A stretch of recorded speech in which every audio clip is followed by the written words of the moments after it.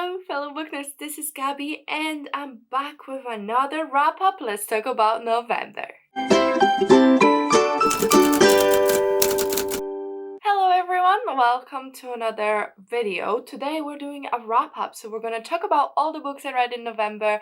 I'm very excited, pretty good month, 10 books overall, and they all were pretty great actually, so let's jump right in. The first set of books we need to talk about were for my reading vampire books vlog. So I read quite few. I mentioned some of them in last month's wrap up, but I didn't want to tell you any details because obviously spoilers for the vlog. And I've read some more this month for that vlog, so we can talk about them. These include these three: the Ravenous, Dark, Deathless Girls, Fledgling, and Silver and the Nightfall. Silver and the Nightfall is Rintrupecco's newest, I think it's their newest book. They come out with a lot of books and there has been like some other ones, but anyway, this is their newest about vampires. So it's a high fantasy, it's adult, and we follow this world where humans and vampires are kind of coexisting, and there's like human courts but also vampire courts, and our main character is actually a son of this very famous vampire hunter, and he's vampire hunter himself, but there's always been these rumors that he's a dampire. I think that's how you say it, which means he's a half vampire because there was like some dodgy goings on when his mother died, but he's like calling is to kill vampires that went like wild. So you can be a vampire in this world and be like fully present and aware and like normal, or you can submit to the frenzy or whatever they call it, and it kind of overtakes you and you have to be killed because you just like frenzy kill everyone, suck all the blood, blah blah. And there's this new like kind of threat arising. He's noticing that something's going on, and the whole book is him kind of uncovering what this new conspiracy is with the help of two vampires. One, it's a lady of the fourth court, because the vampires have courts, and like a king or something of the third court, and there's a polyamorous relationship in this one. So I really had a good time with this book. I think that it was really well written. It was in an interesting world, interesting characters. The chemistry was off the charts for the throuple, and it was all done quite well. I didn't expect this to be a series though, where I was surprised. But yeah, it's a series, so I'm excited to continue. I was quite intrigued, but it also just kind of works as a story. I'm very pleased actually. I've probably my favorite Rintrupecco book, and I gave it 4 stars. And if you want like more detailed and all the freakouts and me freaking out about the relationship and all that, go check out the vlog. Yes. Okay, now let's talk about these bad boys. So Fledgling by Octavia E. Butler. So in this one we follow a woman, a girl who wakes up in a cave and can't see and just doesn't remember anything and disoriented, and as to recover, she starts eating things like common animals and drinking their blood, and as she recovers a little bit more, she goes out into like the world and goes into a street, and this young man picks her up, and that's when we realize she's looks like an 11-year-old girl. So in this world, vampires are kind of born, and they're this other race, I guess, living alongside humans, but this main character was actually special because her DNA, when she was like conceived, she was mixed with human DNA, so she's black where normal vampires aren't, and her skin's more resistant to sun. She doesn't have to like sleep during the day and all that kind of stuff, and someone killed her whole community, and it's uncovering who did it and discovering about this world. Honestly, the world was the most interesting part of this. That the lore, it was so intricate, so interesting. One of the most unique vampire lores, well explored, considering it was just one book. It was done so well, but I felt like the story itself did not do that much for me. Like, it was kind of interesting to discover all this vampire stuff, but the actual plot, what's happening, I didn't care that much. There's loads of like pedophilia because she looks 11, but in her head she's more like an adult, but in her society she's still quite young. And at first I was like, gross. And then Hannah made a very good point that maybe she heard that this is kind of like commentary on vampire lore and how usually they're 17-year-olds and all that kind of stuff, and that isn't considered weird, but like 11 is. And you know what? Fair play. That's also true.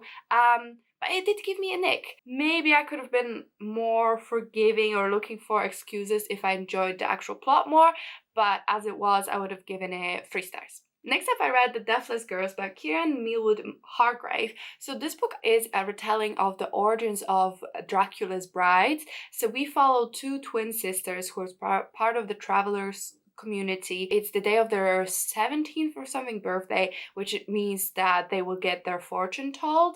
But before that can happen, their community gets attacked, everyone gets brutally murdered, and everyone under the age of like 17 gets kidnapped to be slaves. I really enjoyed this book. I think it was like constructed quite well. I did feel like a short standalone because it is, but also in the sense that it did feel like a very like closed story with very specific purpose without much of the world being explored or there being more. I did like the main character. It's sapphic, so that was really cool. And overall, like it did work. I think it did well. I don't even know what I'm saying. Overall, I enjoyed this, but it didn't like blow me away, so I only gave it 3.5. But for deeper thoughts, check out the blog. I'm gonna say that a lot. Or actually, I'm probably gonna say, stop saying that, because I only have In the Ravenous Dark to talk about with you. So this book is by A.M. Strickland, and it's a YA fantasy where we follow a girl whose father gets kind of killed in front of our eyes for being a blood mage who's registered, and 10 years later she gets found out as a blood mage that's unregistered and kind of gets taken in by this high society. It's basically like a kingdom, and you know they're all kind of corrupt, and she kind of gets drafted into that. It's kind of like a Roman inspired, that's the vibes, and we have 2 love interests as well. So this is a polyamorous, polyamorous people, but it's not a throuple, so that I thought it was really cool, like seeing a different type of polyamorous relationship. I actually did a whole video talking about this book specifically in 5 reasons why you need to read it, and then I also did a video where I talk about it in the vampire blog. Overall, standalone, that's perfectly executed, such a well-rounded, non-stop going story. It was amazing. If you want to know why I think you should definitely read it, go check out those videos, but mainly maybe the 5 reasons video. But yeah, like 5. Did I give it 5? I probably gave it 4. A 4.5. Very, very, very, very good. All right, now we can talk about some other books that I read. Book that I've read actually a couple books this month, surprisingly, that weren't for videos. I didn't have any purpose. I just kind of picked them up and it was awesome. So first book was White Feminism by Koa Beck.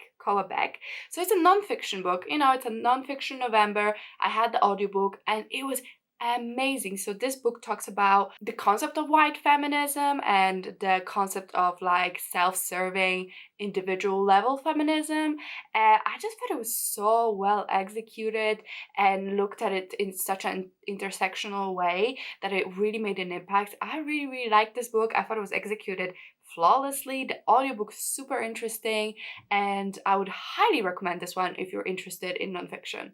I give it 5 stars. I read another nonfiction actually, so look at me, 2 in 1 month. I'm so smart. This one was called Cultish, The Language of Fanaticism, by Amanda Montell. So this book is a nonfiction about cults. It talks about the language that cult leaders use and how to spot a cult, and it kind of starts from like Jonestown and really horrific acts like incidents and Mason murders and that kind of stuff to like CrossFit. And I think I see the division. I do see the vision, but did it work for me? I don't know. I feel like it just ended with a whimper and it got less and less extreme, to the point where you're kind of like, well, if you work out too much, you might be in a cult.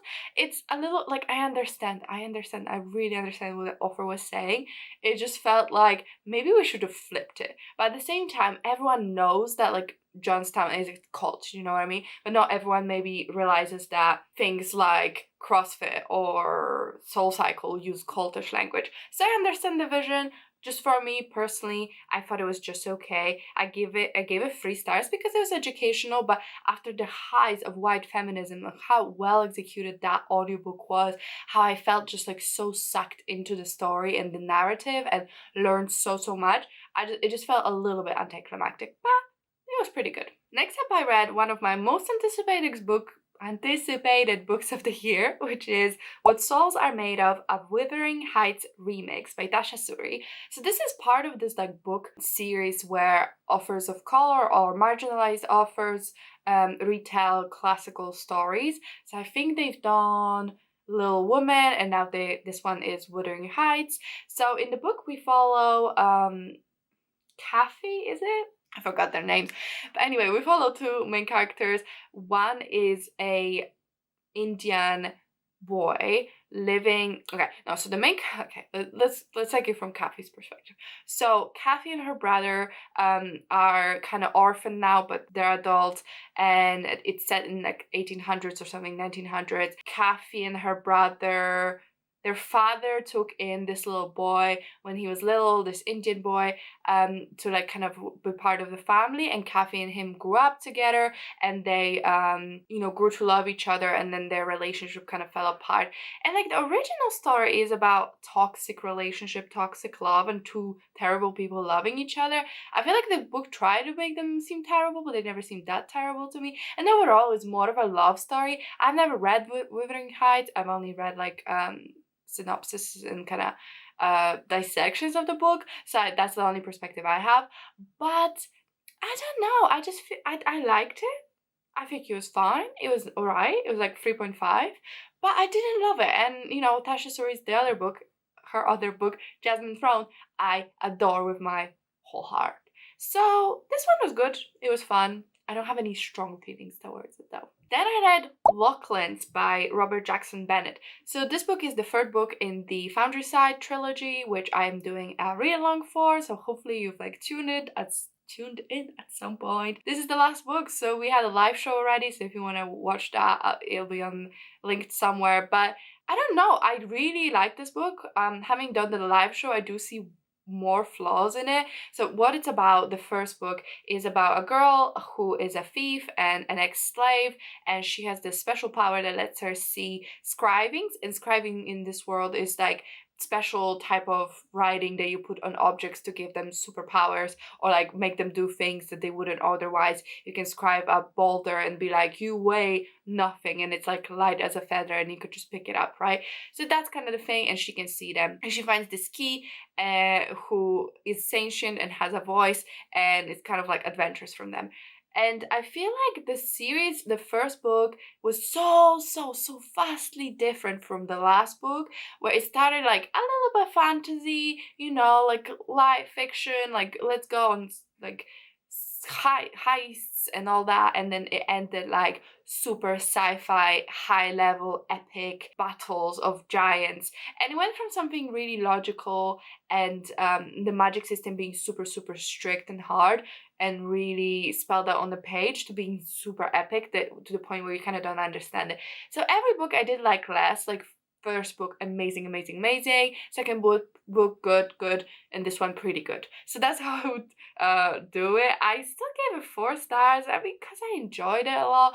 Maybe it was 3.5 overall, but like I cared about these characters and I wanted to see what happened to them, and I think the ideas discussed were so interesting.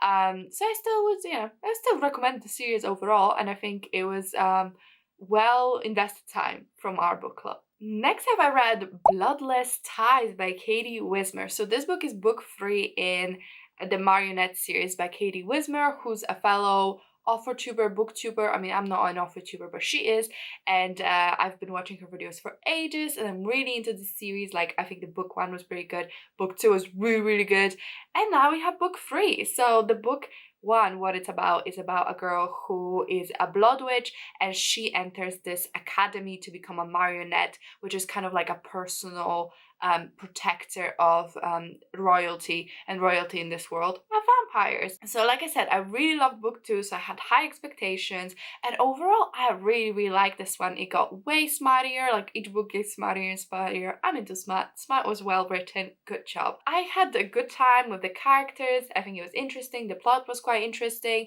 My only like complaint really would be the ending, which is kind of sad because it had such a like high momentum and like my enjoyment was so high, just to end in a little bit of a whimper. I feel like that's very harsh. It wasn't a whimper, it's just I feel like a lot of things happen in the end where it's just kind of like one thing another, and we've not mentioned you the whole book, but let's set up book 4, and it was just like a little bit like that. So it's a little bit messier than maybe I would have liked, and maybe I just wish it was a little bit more fleshed out, maybe mentioned through the book, because I completely forgot about the characters, that we were like all of a sudden we're gonna be focused of book 4 and such a big thing in book 3. I just feel like maybe the ending was slightly rushed. But that's it. Otherwise, I really liked it. I gave it 4 stars. I'm very excited to get the hardcover edition and have my little collection, and I'm very excited to read this hopefully soon. Not soon, but before book 4 comes out, so that I can read all that additional content. And you should definitely check it out if you're into like vampires, dark vibes, and blood magic and smut. And the last book I read is Sunbearer Trials by Aidan Thomas. So this book is the newest from Aidan Thomas, who's the author of Cemetery Boys, a book I really liked. I enjoyed it. I thought I had a good time with it. Felt a little bit like a Disney movie. This book, though, I loved. I had such a great time with it. So in this one, we follow a world where gods are real, and it's like, is it Mexican gods? No. I'm working on another video about this, so I need to know this stuff. But we follow Theo, who's a 17-year-old trans son of goddess of birds. There's this thing every 10 years, the Sunbearer Trials. So basically, in the beginning, when there was world, the god created these gods who were like prideful and powerful. Then they had jades who were like not interested in the god or something, and then they created obsidians who are like the evil ones. And Jade is what Theo is, so it's kind of less powerful race. They're more like friends with humans, they live among humans, they have a small dominion over like birds, for example, whereas a gold would be the god of animals altogether. And they're kind of like heralded as heroes and given all this prestige and all of this power, whereas jades are kind of second class. They're not like abused, but they're not considered as highly godly and that kind of stuff. And these Sunbearer Trials are kind of Hunger Game-esque, except people don't have to kill each other, they actually have to compete in competitions. So they do these competitions, and the winner gets to be the Sunbearer, and the loser gets to be sacrificed. They're killed, they get sacrificed for the protection of Sol, the god, to prevail, and obsidians to remain buried. Unexpectedly, Theo gets drafted. Unexpectedly to Theo, but of course he does. He gets drafted into these year's trials and has to compete. I loved this book. It was so good. It just put a smile on my face. It was so well executed. The world was so lush. It was just all wonderfully done. I am so excited to talk about 5 reasons why you should read this book, so keep an eye out for that video because it's coming very soon. But I'm gonna say I gave it 5 stars. I cannot wait for the sequel, and I think this book is just so gorgeous, isn't it? Oh, I gave it 4.5, but you know what, 5 on Goodreads, so I win. Okay, well, those are all the books that I read in November. I don't know what's happening with my camera. The battery's going down really quickly, so I think getting broken. But yeah, thank you so much for watching. Let me know what was your favorite book you read in the month. It's so hard. I did have an outright 5 stars. So the only thing I put 5 stars for was White Feminism. Was that my favorite book? I don't know. Maybe it was actually Sunbearer Trials. Maybe it was In the Ravenous Dark. They both did very well. Let me know, what was your favorite book you read in November? Maybe I want to pick it up. Let me know if you read any of these. If you did, what do you think about them? I want to know. But that's it from me, and thank you so much for watching. If you could comment, like, and subscribe, I really appreciate it. Really helps me out. But that's it from me. See you in my next video.